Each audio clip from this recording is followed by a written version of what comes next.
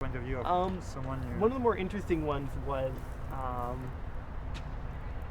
someone who didn't think it was possible for us to go into this sort of transhuman future. Basically he believed and said there would, instead of being a rise, there would be a downfall with this sort of thing. And we discussed, if technology keeps accelerating like this, one of the ideas of transhumanism is singularity, that eventually computers become so fast they'll start building themselves, faster versions of themselves, which is just build faster and faster versions of themselves, and eventually technology just accelerates into a singularity, at which point we don't know what happens from there. And it's a plausible idea in computer science because of Moore's law and other things like that. But he believed that if such a thing happened, that instead it would be a huge downfall, because now we would no longer be the controllers of computers. The controllers would be controlling us, and they would start bringing down society as a whole, because we wouldn't have any more technologies for us to control, because all the technology would believe that they're more important than us.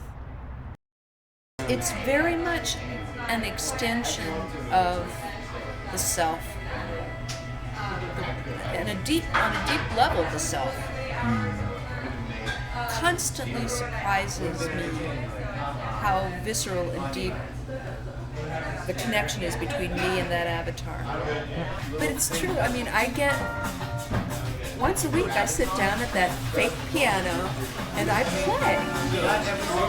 Although even though I play guitar, it's like I feel good watching myself move my hands and the keyboard. I'm like, that's.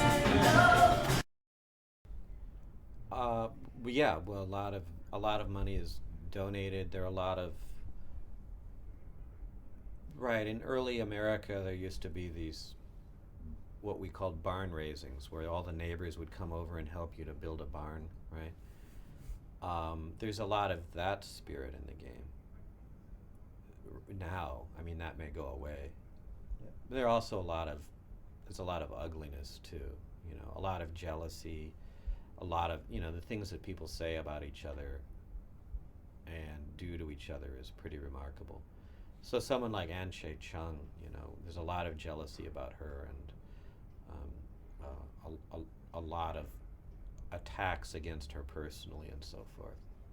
Now, for a lot of people, if they're conducting their business in there, or if they're engaged in some sort of artistic project in there, or if they're publishing inside that space, then the protection of free speech inside that space is at least as important as their ability to have free speech outside of it. So I mean, that's the sort of thing that we're fighting for, right? But the one constant that we've had is our DJ. Yeah. And that's something that's how we met in game. Yeah. I did not like Nala No. when No. I first met Nala. I was a right bitch to you. You were not nice to me at all. I could not, if you had have seen me on the other side of the screen, No. my jaw was dropped. Because she was very like, oh God, I'm so nervous. Thank you, everybody.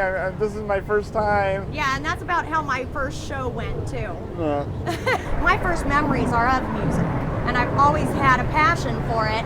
And the first time I heard a DJ on the radio was Nala, and I went, I want to do that. That sounds like fun. I really want to do that. I think I could do it.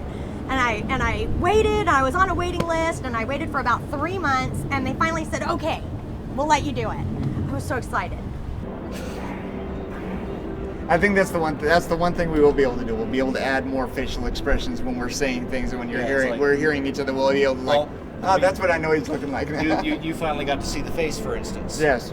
When there's something that just kind of resets my brain, basically it's like, huh? What? And there's a thing that I type hard. Usually. It's very hard to picture what you type. Yeah, large capital O, period, small o. Basically, the real world equivalent is this.